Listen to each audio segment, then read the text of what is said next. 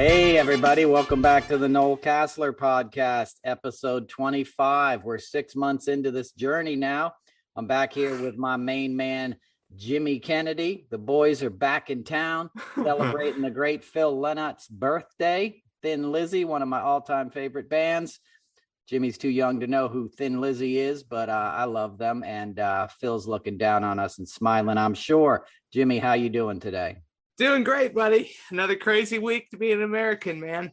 Holy hell. It's been a crazy week, but we're used to that now. That's commonplace. Yeah. I wish so many people didn't have to suffer because of it, So I guess we'll get right into it. Everybody's talking about the same thing this week. What else can you talk about? The Taliban deal, that pullout, which was a disaster. I mean, I don't think anybody is going to look at it any other way. It's getting cleaned up a little bit, but just what an awful thing, what awful optics, and more importantly, what awful human suffering on the ground, and it's just terrible to watch. And it was basically, in my opinion, it was a tripwire left by the previous administration, who brokered a deal with the Taliban in May of 2020, I believe, before Trump had tried to invite the Taliban to Camp David on the anniversary of 9/11, which was just the most insane thing in the world.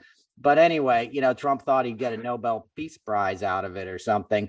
And so he cuts this deal and then he loses the election. And I think the deal had caveats, and one of them was like, if I don't win the election, then whatever peace, quote unquote, I brokered goes south.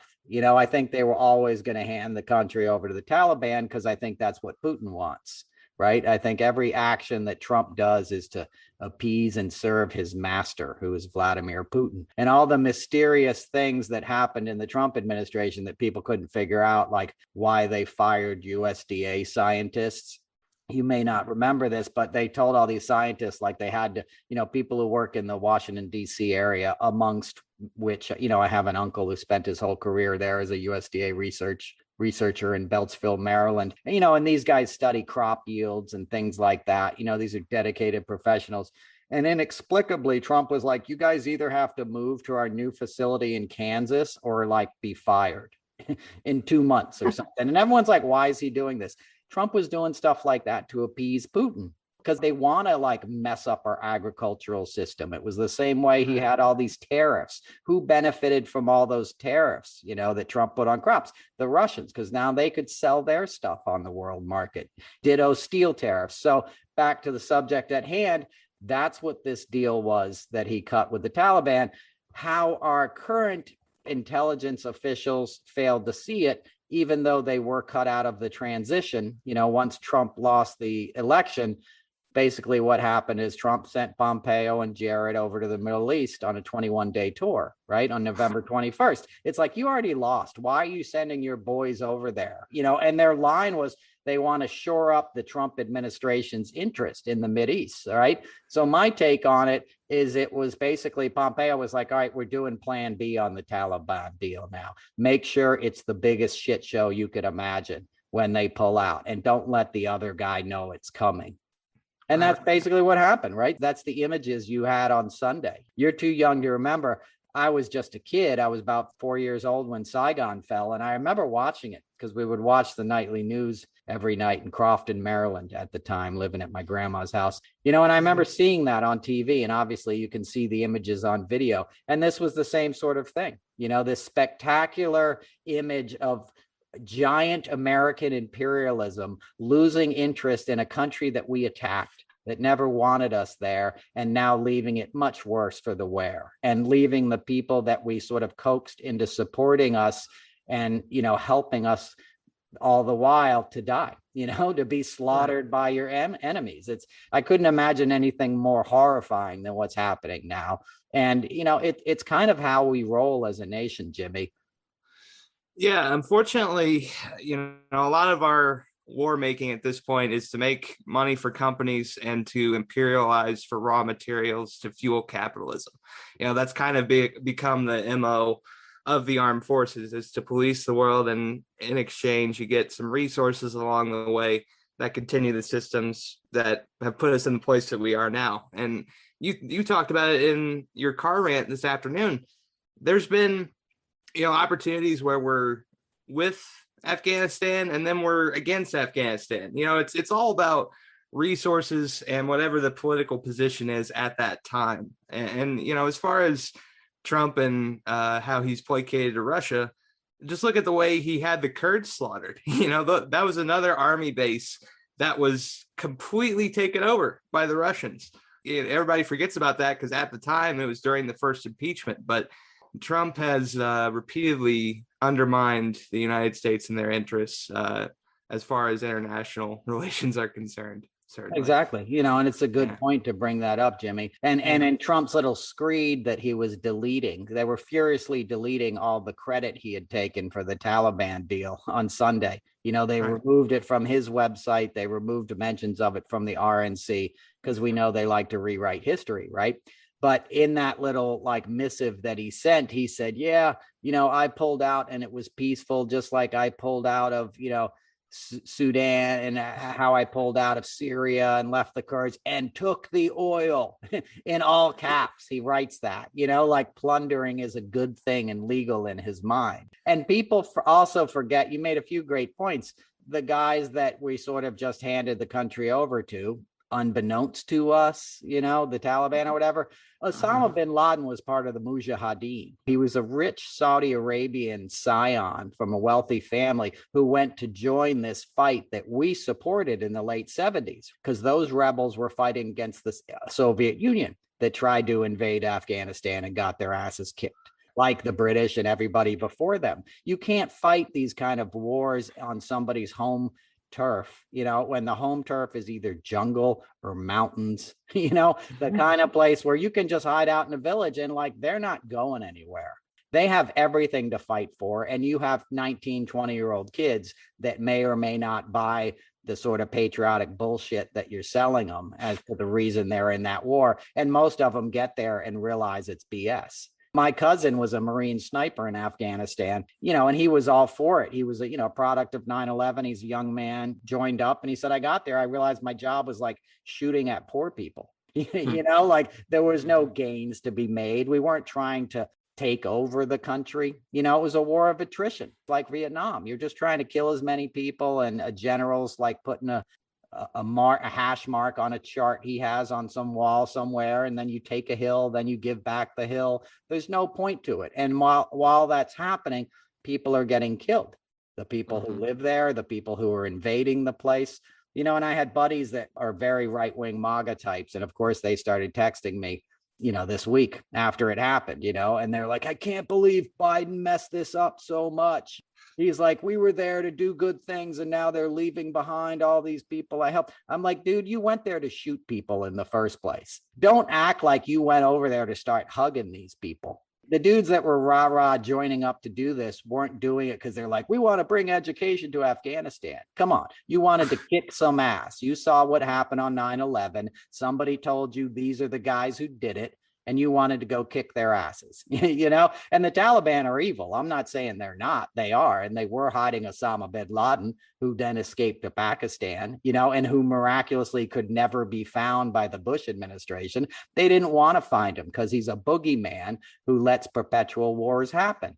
Just like you said, this was about Kellogg, Brown, Root, and Halliburton getting the contracts to fund the services that it costs to prosecute a war. Okay. War is the largest consumer of gas and oil in our country, right? The largest emitter of carbon, waste is from war. You know how much fuel they use in those tanks and helicopters and all this bulldozers and things to build military bases.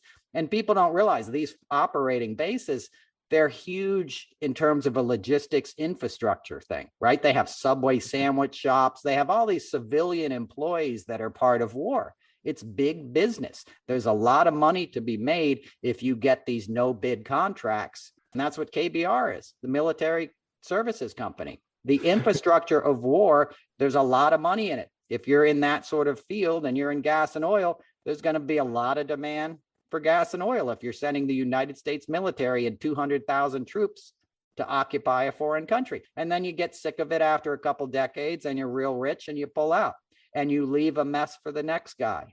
And that's what they did with Biden, So One administration profited from it, right? Bush and Cheney and all these guys. Obama was stuck with it, and remained mired in it. And then Trump used it like for his own gain, like he does everything else, and had a sort of more wily counterpoint that was dictated to him by Vladimir Putin, which was like, I'm getting that country back. Vladimir was like ex-KGB, USSR, Soviet Union. He doesn't forget his grudges. He's still prosecuting the Cold War against the United States, and he's basically kind of winning these days, because all these guys you see at these school rallies and stuff showing up, spitting out this anti-vax, anti-mask screeds, those are soldiers in Putin's army. They think they're patriotic, dumb fuck Americans, but they're really doing the bidding of a Russian who's trying to destabilize our democracy and hurt our people as much as he can, right? So Putin was like, hey,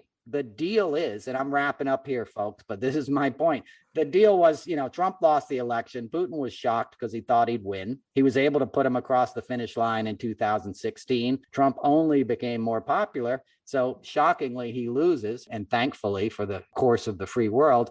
And Putin goes, well, you owe me Afghanistan. I'm getting that thing back. I want to have influence in that sphere. And now he's going to have it. And the most maddening and sickening thing is this plays into Trump's hands and his base so well. Okay. If you thought Benghazi was something you heard about a lot in the 18 hearings they had or whatever, in the 600 hours of testimony, just wait until this thing gets rolling. This is all you're going to hear about for the next 3 years. And any dumbass MAGA supporter who couldn't see through the veils of bullshit they've been fed for the last few years are going to eat this up like it's. There was a guy yesterday tried to blow up the Library of Congress. He was mentioning Afghanistan. He was mad because he thought Afghan refugees were going to come here and get free healthcare. Right? He was from North Carolina. He doesn't have healthcare because his own government didn't take part. His own state government opted out of the Medicaid option to appease these shit kicker racists. I'm going to curse a lot today, folks, just to give you a warning. I usually don't curse in my act, but I can't help it anymore because it's maddening, right? And where's the opposition? What are we doing? That was a fumble, man. That was an unforced error. That was not something that Biden should have walked into. And his intelligence agencies failed him. And he's a man and he's owning it. He's not blaming it on somebody else, but God, you just gave them everything. And you probably gave them the House and the Senate in the midterms, if not the next election. Well, and, maybe I'm outrageous, but these days, I don't think outrageous can even be covered, but my doomsday scenario is that Trump could be back in power before 2024. If they take back the House, they appoint him as speaker, and then they file the process of trying to get Biden out and then Kamala. At this point, they're full fascists. They could do that. What's going to stop them from trying to get him back into some position of power? Absolutely. And Matt Gaetz said he was going to do it last night. Matt Gaetz was at a rally last night in Wisconsin with the little, with the glass eater troll. What's her name? Marjorie Taylor Greene. The ventriloquist dummy without the person operating it. Yeah, man. Dude, her job should be bare knuckle fighting behind a truck stop dumpster for loose cigarettes and beef jerky. That's as far as her career ever should have gone, right? Yeah. People should have been placing bets on whatever truck driver she was going to beat up, and getting paid in loose chicken wings that they find on the, she's just horrible. And I'll get on a tangent here if I'm not careful, because it's just, we're in such a bad position with these guys. So anyway, Matt Gaetz has given a speech last night with MTG. Talking about this, saying Trump's going to be instated. He's going to make him Speaker of the House. And he laughingly invokes one of the insurrectionists who put his feet up on Pelosi's desk and says, oh, if Nancy didn't like that guy with her feet up on his desk, wait till Trump's sitting behind her desk. And he got applauded for saying this, and they could get away with this because people are so goddamn Pollyanna-ish about this thing. Matt Gaetz, everyone's like, he's going to jail. That was March, man. He's got a podcast, right? He's competing with us. He's got a podcast. He's doing tours like a comedian, right? He's freaking making bank because he knows he's kind of untouchable. He's a smarmy white kid with a powerful father. And this country was set up to protect people like him. And he knows it. That's what all these guys know. They're in on the deal, right? The FBI There's an article came out today. Reuters is basically an arm of Russian propaganda at this point, so you can't really trust them. But the article was like, and I got friends that work at Reuters, but it's a piece of crap, let's be honest. And they said, that leadership at FBI doesn't see any connection between Trump, and his leadership and January 6th. It's like they were making T-shirts, bro. There was organization there. There was more organization than Lollapalooza, and Coachella. There was buses coming in. Trump was tweeting, get on the bus. January 6th is going to be wild, right? It was freaking completely organized. The guys had walkie-talkies. They were working in concert with each other. They were walking through lines with one hand on the other guy's shoulder as they went through crowds. They were military moves. I'm not going to rehash this whole thing because I've done episodes on it, with Zeb Shalev and all these people, but it was completely organized. But Christopher Wray's not going to see that. He's from the Federalist Society. I don't think people really understand what kind of guy joins the FBI for the most part. If you think the cops are like hardcore, like white supremacist types in your town, meet a couple FBI agents, and it's not to say they're all like that. But, and I'll find this stuff on Twitter. I'll never find more vocal supporters, and I'll probably get in trouble for saying this, of the DOJ and the FBI than like middle-aged white women. Middle-aged white women are always like, come on down, calm down. They're getting it done. Give them time. Merrick Garland's just building an airtight case. Like, you don't have time. Where is this constant faith coming from? This isn't Atticus Finch. This is not Law and Order. You might have been raised on this institutional faith, but it's not working in your favor. The FBI did more to damage Hillary Clinton than they ever have Donald Trump. Okay. He killed his executives in the late 80s when his hotel was under investigation. Well, his casino, Taj Mahal. If they wanted to arrest Trump, they would have done it 30 years ago. Okay. Trump has gotten away with not paying his taxes for 30 years. A friend of mine, Mary Boone, is a big art dealer in New York City. She went to jail 2 years ago for tax evasion. She was a 70-year-old woman who got thrown in Danbury Correctional, Institute for not paying her taxes. Nobody with the last name Trump has ever gone to jail for tax evasion, and his father did it since the 50s. His son did it. So these big institutions, they're in the business of giving a pass to somebody like Donald Trump. And if you really think they're going to hold him accountable, you're clearly mistaken. And like I always say, time is not on your side. And Sunday, the Afghan pullout was why I say that. Okay, because they're always running out the clock until they can do some other kind of thing that levels the playing field for them. And this botched pullout now gives them talking points for the next 2 or 3 years that are going to be louder than any kind of thing you can counter with about the insurrection, because you didn't go after them. You needed to arrest people in the spring.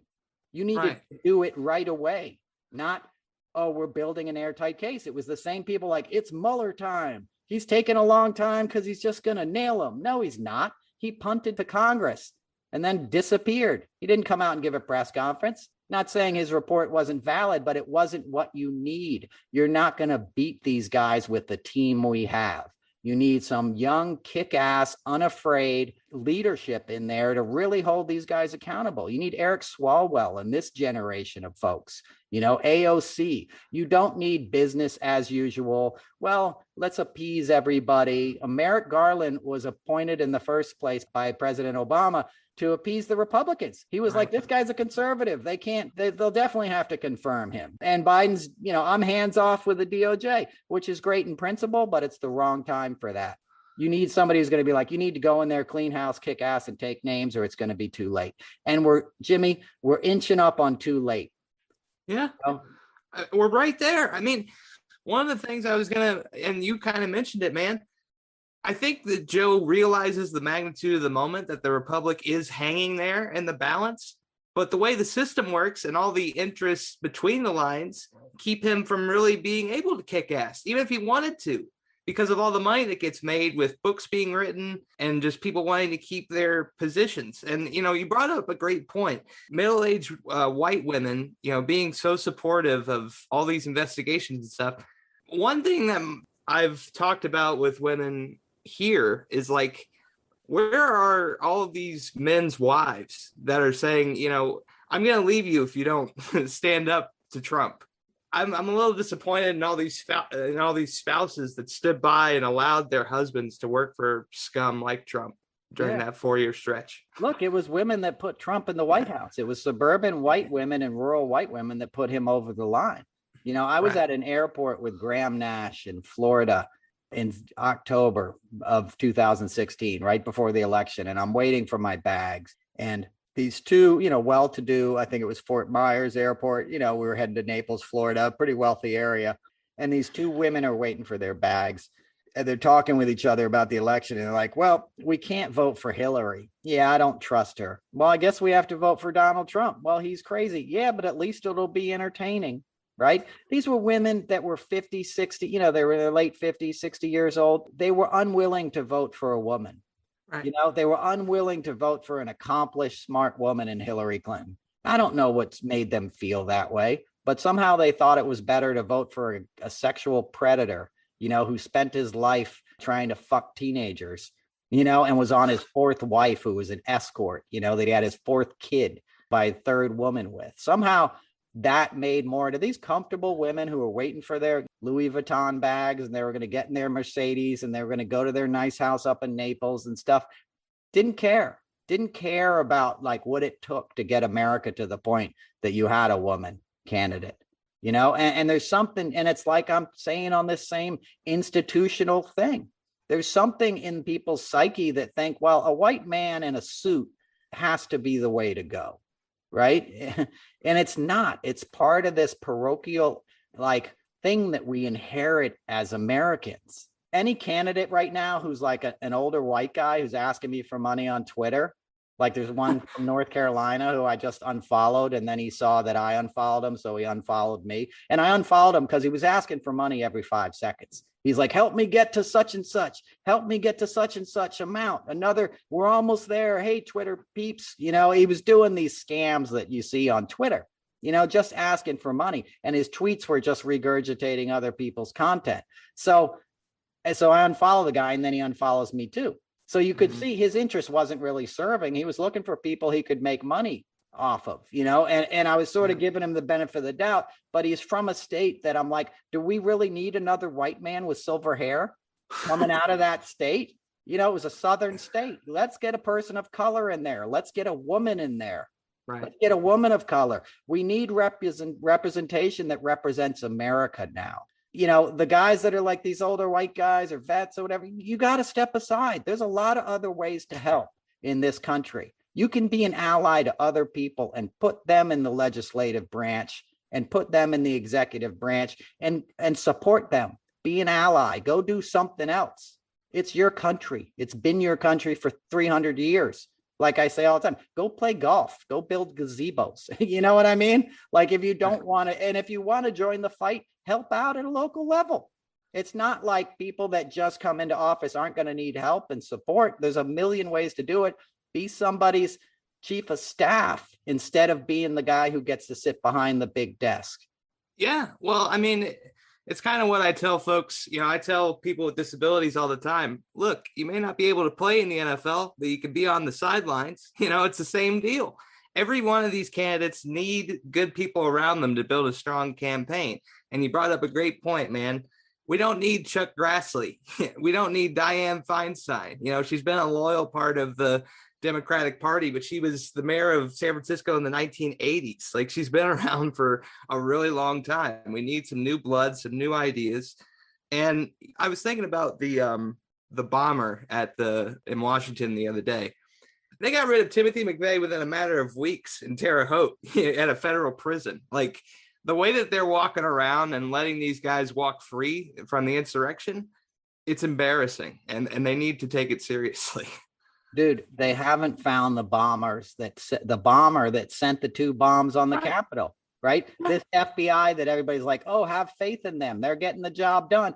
They were asking the public for help to identify the 500, whatever people, 1,000 people that entered the Capitol. They're like, can you help us identify this person? And a couple cases, they messed up and let people go. And like sedition trackers had to go and like remind the FBI, no, this guy's a criminal. right? And that those people are foot soldiers. People are like, oh, they arrested another guy. Who cares? The judges are letting these guys out left and right. They're getting to go home, all kinds of crazy things. The chick who stole Nancy Pelosi's laptop got released on bail on her own recognizance. You know what I'm saying?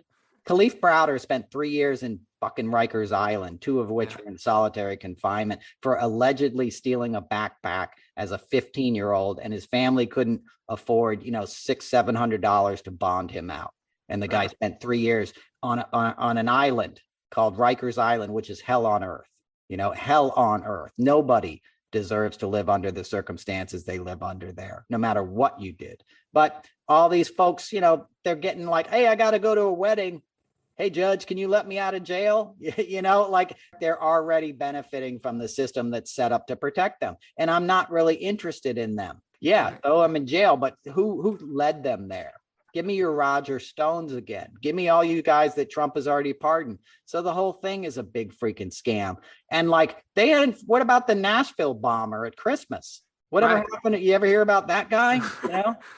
Well, and you brought it up, man. How is Trump not under arrest just by being an accomplice of other guys that have been arrested? Like Mike Flynn, Steve Bannon, Roger Stone, Paul Manafort. He's been connected to all those guys. By association, he should be under arrest. Look, he let those guys out of jail and pardon them so they could do exactly what happened on January 6th, Jimmy. Yeah. Right? It's Ocean's 11, and they were putting the team back together. We need the ninja guy to break into the vault and do gymnastics so the lasers don't point him up. We need Roger Stone to dress up like Batman and go out in public, or Batman's villain, and go out in public and get the Proud Boys all riled up and stuff. They all had their purpose. Mike Flynn, a fascist. And this is a fascist takeover. Okay. You're so close to the point of like no return. And thankfully, legislators are pushing back. Texas, the other night, they blocked all of this, like Governor Abbott's mask, anti-mask mandates in school districts. They basically all said, F you, old man. Like, we're wearing masks in schools, thank God. And he's got it, right? The creep has it. And he's already gotten 2 shots. He got his 3rd booster. He's getting Regeneron. He's getting the best healthcare in the world while he's letting his constituents die. Well, and, Roller Texas Ranger, just like Donald Trump getting socialized medicine. As the governor, it's not like he's going to have a bill for $100,000. And how many times has the GOP placated, it's about the children. It's about saving children, each year in each election cycle. You have kids with ventilators that are on vents, man, that are dying every day, and you still refuse to wear a mask.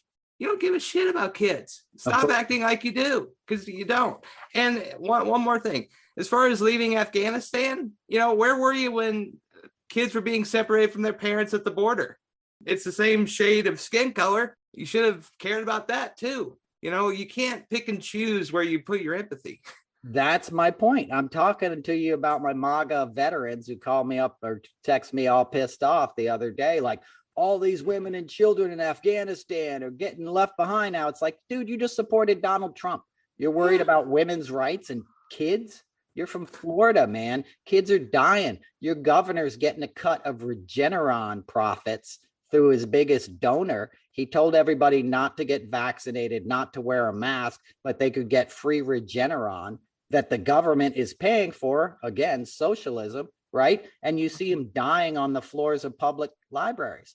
The woman in Jacksonville is laying on the floor, moaning and crying and pulling herself forward, with a plastic sheet over her, trying to get through the 4-hour wait to get these Regeneron treatments, which is kind of way too late to be getting them when you have that many symptoms. Like, she needs to be in a hospital bed, not the floor of a public library 1,000 people have been walking on, right. And it's so degrading. And that's somebody's wife, that's somebody's daughter, that's somebody's mother.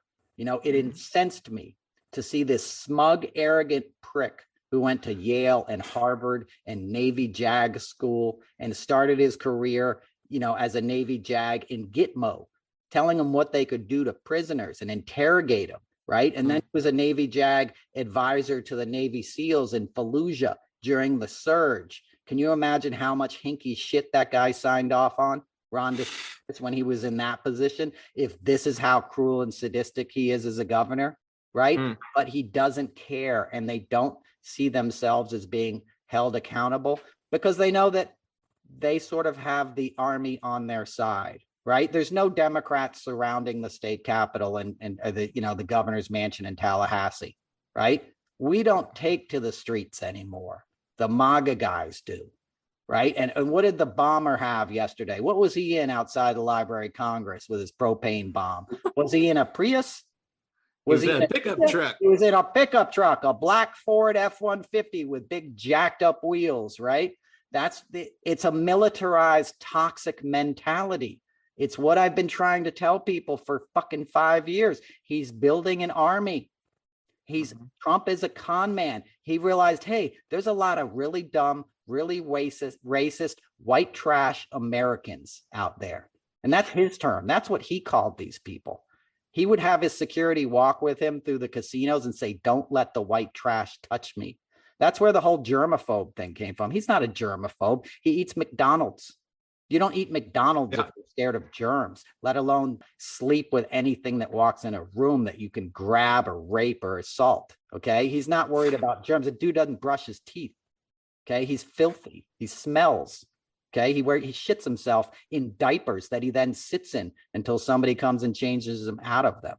Okay. He's not worried about hygiene and germs. That was a made up thing because he didn't want people touching him in the casinos, because all these women that he would bus in from places like Kentucky and Ohio and these same states that he now grifts, as a president and post-president, he sent these buses out when he owned these casinos, and they'd be like, come gamble in Trump Casino. And he'd send these free buses and they'd bus all these people in and they'd put their social security checks into his coin operated fucking whatever you call them. What are those things where you pull the wheel? Slot machines, right? And he'd walk through, because he always needs attention, right? So he'd walk through the casinos so everybody would look at him, right? Because he needs that bump. Ooh, look, there's Mr. Trump, right? And he used to walk around like he was president back then. He would always have a phalanx of security guards, and every once in a while, a woman would get up and run over to him. But like, hey, Mr. Trump, love it. Thanks for having me. Thanks for being here. And he would have his security push them away. He'd be like, don't let the white trash touch me. And then he'd take all their money and he'd send them back to their states without so much as a free meal, and they had the shittiest food in Atlantic City in the Trump casinos because he cuts costs. He doesn't care about people. That's a true story. That's how he feels about this. But he realized, hey, these dumbasses can serve me again as president. And I could get them all riled up and thinking that the immigrants are taking what they need. And that's what this bomber was about, right? His whole litany was about how immigrants were getting free health care, or these guys that were going to come from Afghanistan, these refugees were going to get free health care, and his wife had cancer and we had to pay the bills. Right. Well, it's the resentment of the other. The guy who's preventing you from getting health care is on the 18th hole at Wingfoot right now. About to go back to his 6,000 square foot mansion in Watermill, like it's not some immigrant who's sneaking across the border to work their asses off and help their kids have a better life. Those are your brethren, man. Those are the people you should be siding with and living alongside with and learning from and sharing from, because the culture that they can bring you can also snap you out of this white bread mentality that's kept you so goddamn ignorant for several generations, right? Have some tacos instead of freaking Cracker Barrel, and eating hot dogs out of 7-Eleven. Learn from another culture. Yeah, I'm not going to go with the rotisserie hot dog, bro, anytime soon. But I'll mention a quick golf story about Donald Trump that I heard the other day. So he's playing golf, I believe, at one of his clubs, because God knows no other club would let him be a member because he cheats. But he's playing with Mike Tirico, who's the voice of Monday Night Football. And Mike puts the ball about 10 feet away from the hole, and he goes up to putt, and he can't find the ball, right? And they find it about 50 feet away from where they had tracked it back in the tee box. Mike finishes the hole, and instead of putting for eagle, he manages to get a double bogey. And Trump's caddy later tells him, Trump kicked your ball. I saw him do it. Yeah. So Trump not only cheats to improve his score, he cheats to ruin his opponents. Like, that shows you who he is, man. It's not just about improving him, it's about ruining everyone else. Well, because and there's a million stories like that, Jimmy. That's how he plays golf. My buddies used to play golf with him. He can't compete on a level playing field, right? He was born a dumbass. He was born with learning disabilities that his family was too embarrassed to address. He's dyslexic. They hid it instead of saying, let's get the kid some help. He had behavioral problems. He was punching his teachers. Instead of like sending him to a shrink, they sent him to reform school, i.e. military school. And he tried to throw his roommate out the window and tell everybody he was a World Series caliber, pitcher and baseball player. He's a lunatic. And I'll just say one other thing. It's a great story, Jimmy, and I'm glad you shared it. It's a great metaphor for who he is. He didn't not get into these other clubs because he cheated. He got into them because he beat his wife. Okay. And it was seen as, a horrible déclassé kind of thing, as it is. He tried to join Maidstone, where I was just spent the most of this week. And the beach I go to is right next to Maidstone, Egypt Beach in the Hamptons. And I saw whales all week and stuff. The whales just swim in the water now because of global warming, because they have to come in closer to get food, which is heartbreaking, but it's cool to watch. But so yeah, he tried to join Maidstone in the 80s, and they gave him like a temporary summer, membership. And then he wanted to be a full member, and they were like, it's never going to happen, bro. And that's when he started opening his own golf courses, because he just knew, like, if that was the top one, he knew he wasn't going to get in. But yeah, he's a cheat. And they're all cheat, and they're getting the people that they cheated to help them cheat more. Right. Yeah. They're getting the people that they cheated to help them cheat more. That's what the GOP is now. It's this same illusion that this country was sort of founded on. I'm going to get the indentured servants that I'm bringing over here to work for pennies from Ireland, or wherever, to resent the African Americans and the enslaved people. So they don't realize that the wealthy landowner is the one who's really screwing them over and keeping them down. Right? That's how it works, man. That's like sort of the foundation of industrial empire capitalism, right? It's the guy who owns the steel factory who's going to rally against the unionization of workers and trying to get a fair shake at things, because you want a company store, right? You want these people indebted to you because you get nothing but cheap labor for the rest of your life. And that's what the Koch brothers sort of have institutionalized into American politics. And you get all these wingnuts like Ted Cruz and Lauren Boebert and, Marjorie Taylor Greene and Madison Cawthorn, or whatever the freak his name is.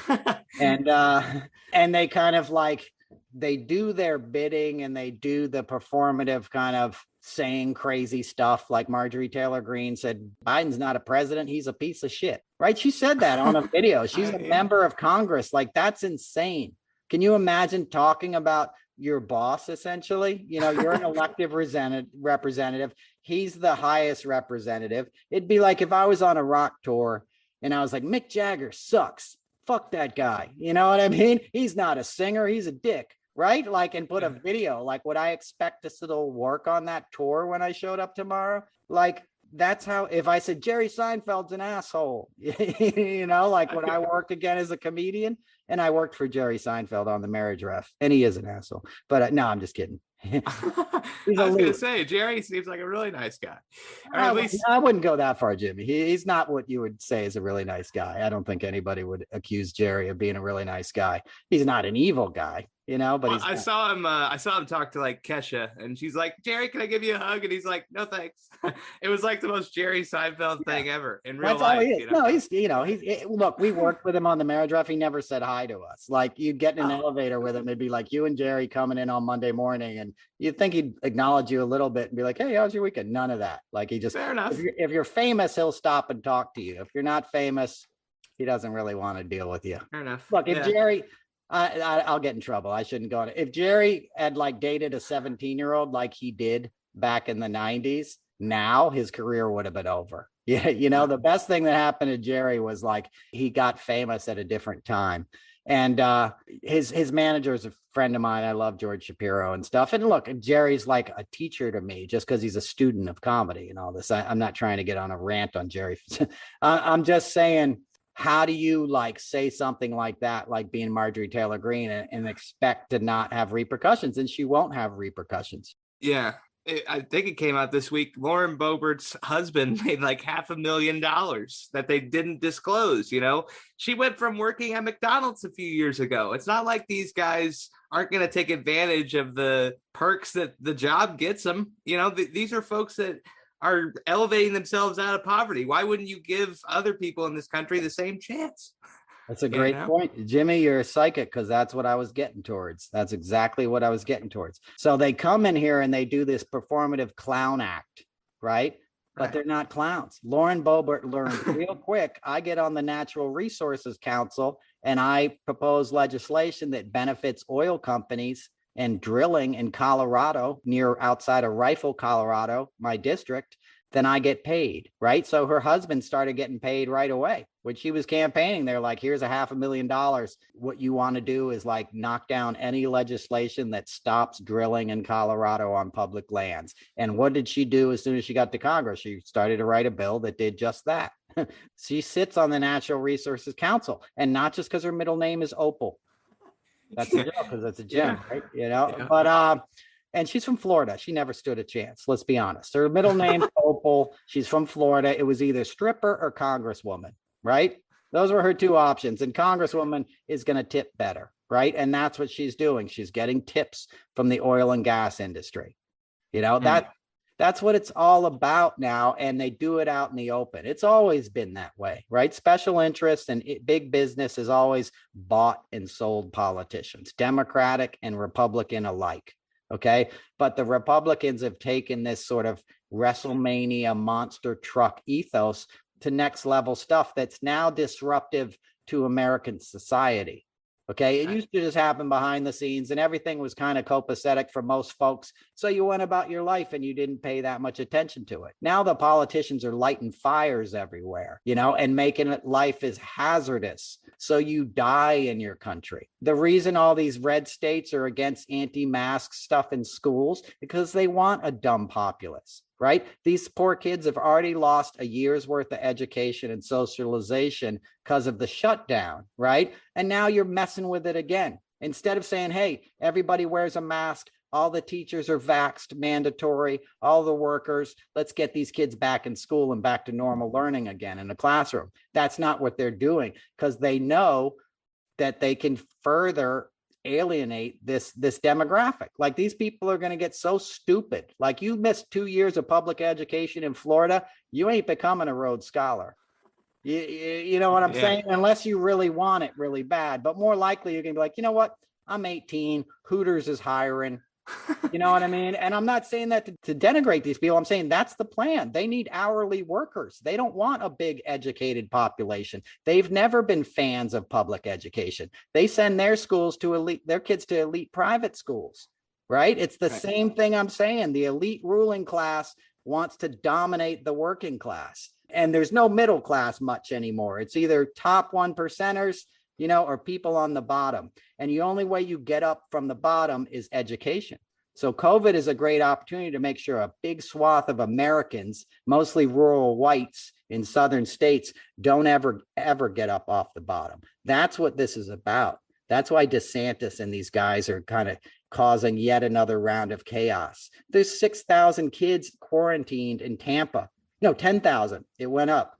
It was 10,000 yesterday. 10,000 students quarantined after 4 days of school. That's the second year in a row like these guys have had this craziness. If I was in high school and I was a troubled student, I didn't care about studying and stuff. I had all these other things, emotional kind of shit I was dealing with when I was a teenager. I'd have been out of there by now. You know what I mean? I'd have been like, you know what? I'm gone. I'm going to go to Vail and be a ski bum or something, which I did anyway, but I waited till I graduated high school. Like, these guys aren't going to wait. And that's what they want. They want them to drop out and give up, because then they're stuck. Then they're working at Arby's. They're working at Walmart. They're working at Amazon. That'll be the big step up. You get a higher wage at Amazon, but then that's a whole nother disaster that you're never going to get out from under. Yeah, well, and thankfully, in my situation, I grew up in a pretty well-off city with a really good public education system. But as somebody with a disability, I was susceptible to the flu and just getting a cold more than the average kid. Not only are you dealing with the average kid not being able to attend school, but people with disabilities or underlying conditions. They need a mask just to be able to walk in the room, let alone learn any kind of lesson. How much are you actually retaining if you're worried about getting a disease the entire time you're in the damn building? Let's give children peace of mind. Can we not traumatize them in their earliest years? I mean, can America at least do that for our kids? I don't know. We're not doing that. We're not a country that cares about our kids, Jimmy. You know what I mean? I know. This country has changed more in the last 5 years than I've seen it change in the last 50 years. And I'm 50 years old. I've been paying attention since I was about 3 or 4, because I had to. So don't kid yourself about where this country is going and the direction of it. It's not that it's a good place, but we're in dark days, man, and the bad guys are winning in many ways. Look at climate change. Do you know how much has to be done that people are unwilling to do to turn this thing around? When I worked on touring bands, my mentor and one of my main dudes is a guy named Jackson Browne. He's the reason I'm in the business. And I did my first big rock tour with him, and I was a road manager. And his wife partner started something called the Plastic Pollution Coalition, Plastic Pollution Coalition. And it was about trying to stop single-use plastics in a commercial sense, right? That's what causes the ocean gyre. That's what's killing all the whales and marine life and killing our oceans. And 80% of the living species on the planet are in the oceans. The oceans die, you die, Jimmy. It's as simple as that, right? So he was like, we're going out on this big rock tour. We're going to be going all across the United States. And when you're on a rock tour, you get what's called after show food, right? So every night you get a bunch of takeout food. Sounds good, right? It's good. It does to me. Yeah. I know it does.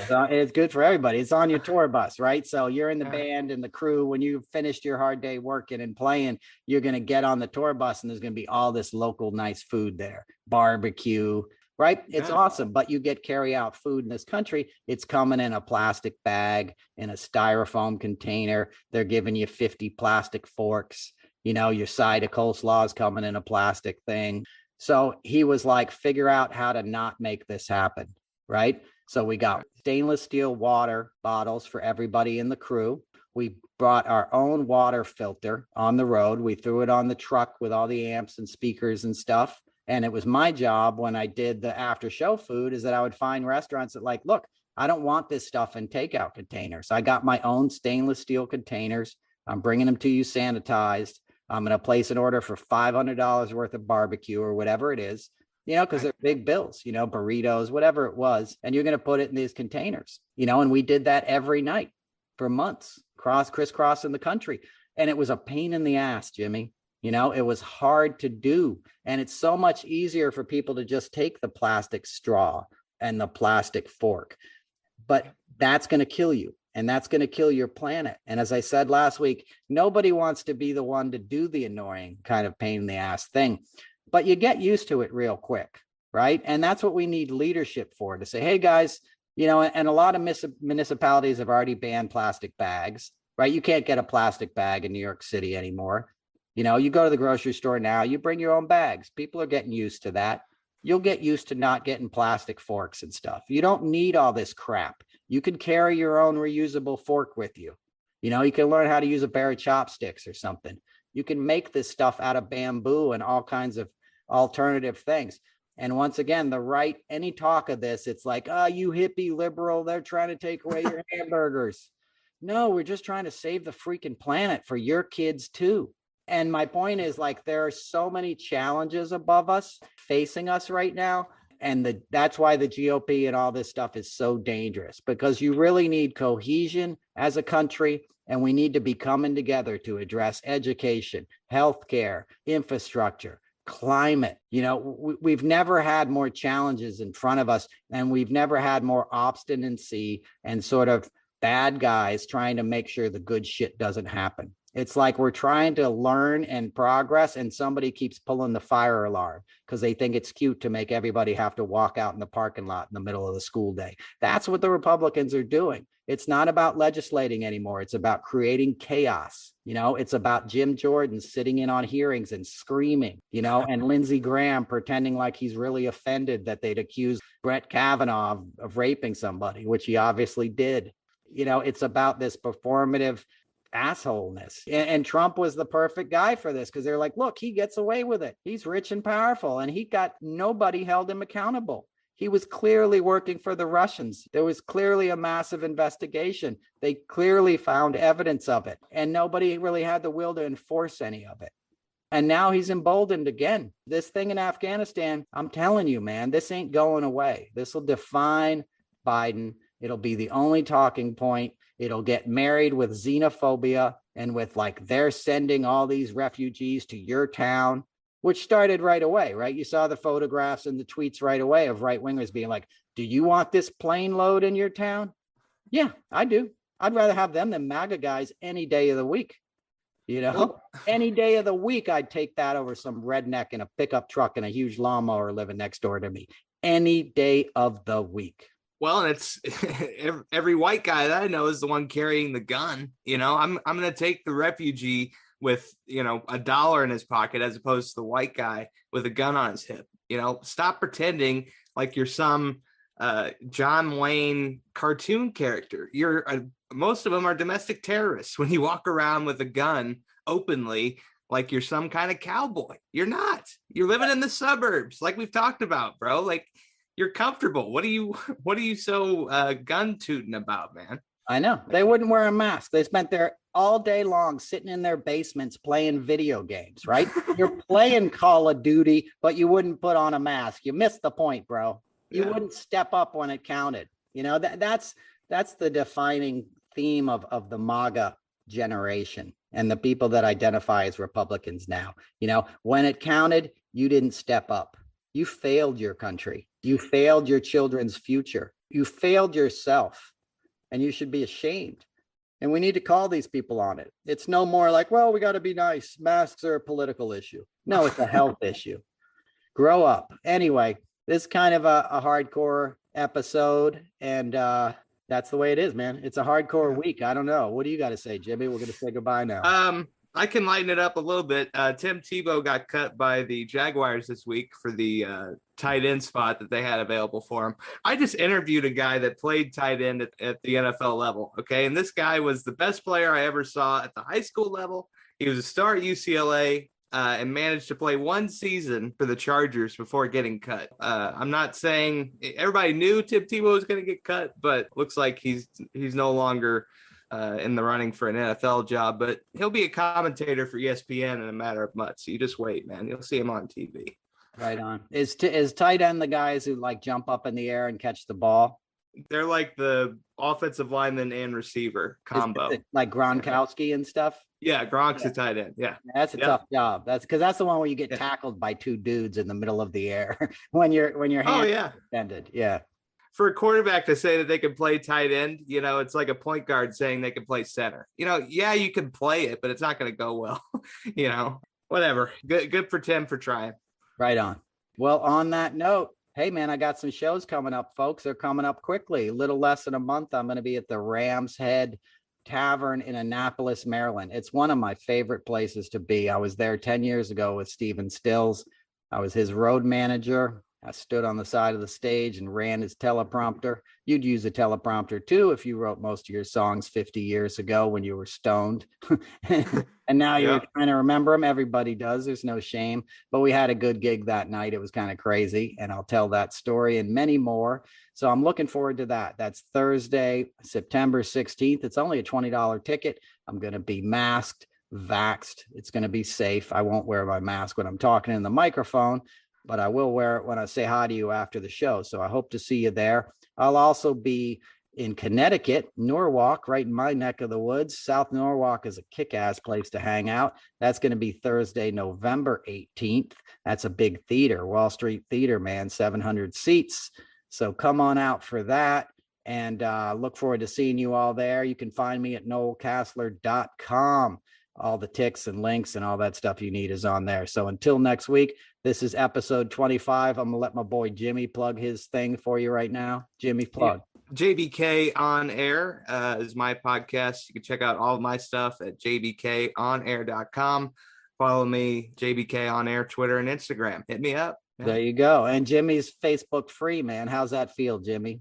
It's a 500-pound monkey off my back, man. I don't have to have it on, don't have to worry about it. Don't have to get the notifications constantly. Leave me alone, Mark. I don't need your notifications. Did you see Mark Zuckerberg yesterday in his Oculus glasses? Yeah, he looked really cool. He looked really cool, man. He's such a nerd. Like, shut up.